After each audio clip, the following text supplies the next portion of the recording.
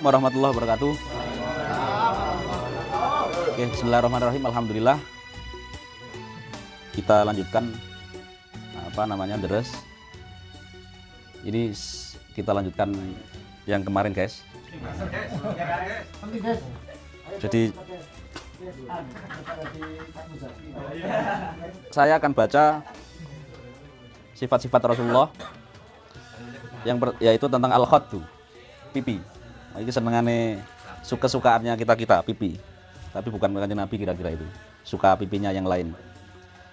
Amma khaddu syarif, adapun pipi, khad itu bisa diartikan ada yang pipi, ada yang beberapa hadis diartikan wajah. Khad. Pipinya Kanjeng Nabi. Dibayangkan saja, yang mohon maaf yang sudah pernah ketemu Kanjeng Nabi baik Yaqadzah maupun Fimanam. Ini kita niati untuk deres ilmu, syukur-syukur karena yang kita bahas, yang kita baca adalah burdah Rasulullah. Semoga kita diberi rezeki untuk dipilih oleh Allah untuk mimpi atau artinya cinta Nabi ke kita itu bisa diutarakan aja Nabi dengan mimpi. Amin. Amma khaddu syarif, adapun pipinya Kanjeng Nabi. Faqad kana sallallahu alaihi wasallam, sungguh Rasulullah itu asil al-khaddain. Asil itu bahasa sekarangnya, guys, itu adalah nggak tembem. Kanjeng Nabi itu rata, asil itu. Asil itu juga bisa dimaknakan bagus juga. Dalam teks yang lain asil itu artinya juga bagus tapi dalam konteks ningrat atau keluarga bagus asil gitu. Asilun nabil. Nah, asil di sini asilul khaddain adalah rata. Kalau di sini saya nggak tahu mirip siapa nih ratanya pipinya Kanjeng Nabi. Jadi pertama itu pipinya Kanjeng Nabi. Malam ini mungkin bahas pipi saja. Wal khaddul asil, pipi yang rata, saya terjemahkan rata saja. Rata atau tidak tembem. Huwa mafihi istitolatun ghairu murtafi'il wajhi. Jadi tidak terlalu lebar, panjang. Proporsional. Nah, kata proporsional juga sulit. Proporsional bagi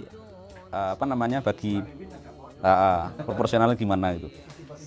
Jadi ini kita Nabi itu tidak khadul asil, pipinya Kanjeng Nabi itu tidak terlalu lebar, panjang, ghair murtafi'il wajnah.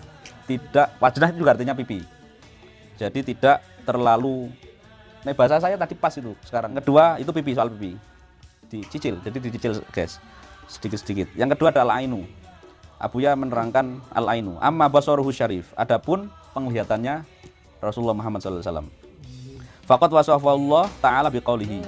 Sungguh Allah telah mensifati Rasulullah soal basarnya, soal pandangannya adalah dalam surat An-Najm ayat 17. Bismillahirrahmanirrahim. Ma zaghal basaru wa ma tagha. Yang artinya ma zagha, tidaklah nyimpang. Nah, presisi. Al-basaru, penglihatan Kanjeng Nabi itu presisi.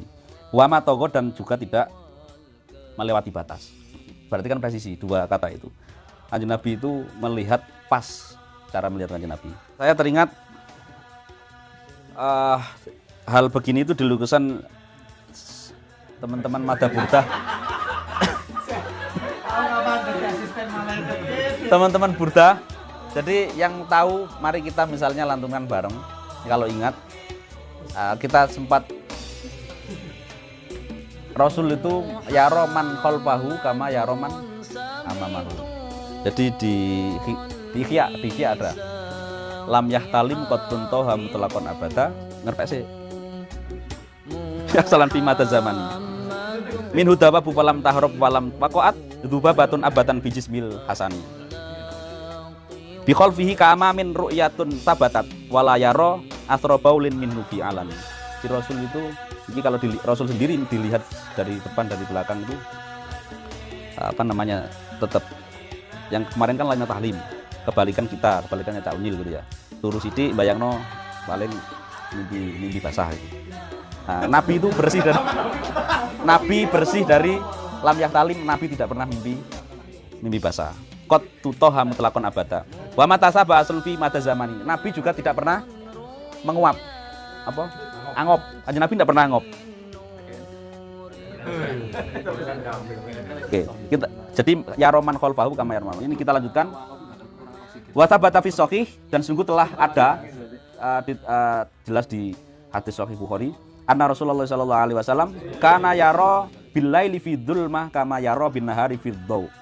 Nabi itu melihat bisa pirsa di keadaan malam tanpa lampu, fi dzulmah kama yara bin nahar. Bisa lihat juga di jadi baik terang maupun gelap itu sama, fi dhaw. Jadi pandangannya tepat, tidak melenceng, tidak melewati batas. Terus yang kedua, dalam sisi waktu, Nabi waktu malam tanpa ada lampu sekarang ini itu sama kayak fiddaw, sama seperti di siang atau di terang benderang. Wa kana yara man khalfa kama yara man amama. Nabi melihat dari sisi belakang ini, itu Nabi juga sama melihatnya, termasuk ini dijelaskan berikutnya, wa fi hadis Ibnu Abi Halah wa idal tafat, ketika Nabi noleh, iltafat itu noleh ya. Apa jenenge? Berpaling, kalau sing makna negatifnya berpaling. Ketika Nabi noleh, iltafata jami'an. Noleh semuanya. Saya menerjemahkan ketika saya dipanggil Sohibul Bait, itu kadang ada yang gini ya. Nah, Nabi itu untuk menghormati. Kalau sekarang kan untuk jawab nggak noleh saja. Enggak BAP-an. Itu sangat tidak Kanjeng Nabi. Sangat kita. Wis kena lobster wis gak noleh. Allahumma sholli ala Muhammad. Oke, mungkin itu dulu. Jadi kita cukupkan dulu. Khot malam ini khot sama basor, sama ain, sama penglihatan Kanjeng Nabi. Jadi kalau yang menarik lagi kita tutup sebenarnya ngaji ini dengan qasidahnya Imam Ghazali Lam Yatalim tadi. Tapi kira-kira banyak yang belum hafal ya. Kalau yang hafal bisa pakai HP. Kita sebelum diskusi sekarang kan HP bisa bareng. Oke. Saya share. Sabar guys, karena memang ngajinya ngaji gak jelas ini. Saya share di grup. Ini bentuk wujud santri-santri Madhab Burdah, kita semuanya santri untuk meneladani Rasulullah. Kalau meneladani sepenuhnya nggak bisa ya.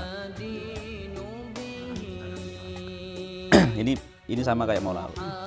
Lam yahtalim qad tutoha mutlaqan abada wa matasab aba aslan fi madaz zamani min hudda wa falam taharab wa ma waqa'at dubabatun abadan fi jismihil hasani bi khalfihi ka ama min ru'yatun sabatat wala yura isru baulin minhu fi alani wa qalbuhu lam yanam wal ainu qad na'asat wala yuradillu fi syamsi du fatani katfahu qad allata qauman idza jalasu ingdal wiladati sif ya dzabi muhtatami hadil qasai safafadhu takun aminan min syarri narin wa surrakin wa min mihani.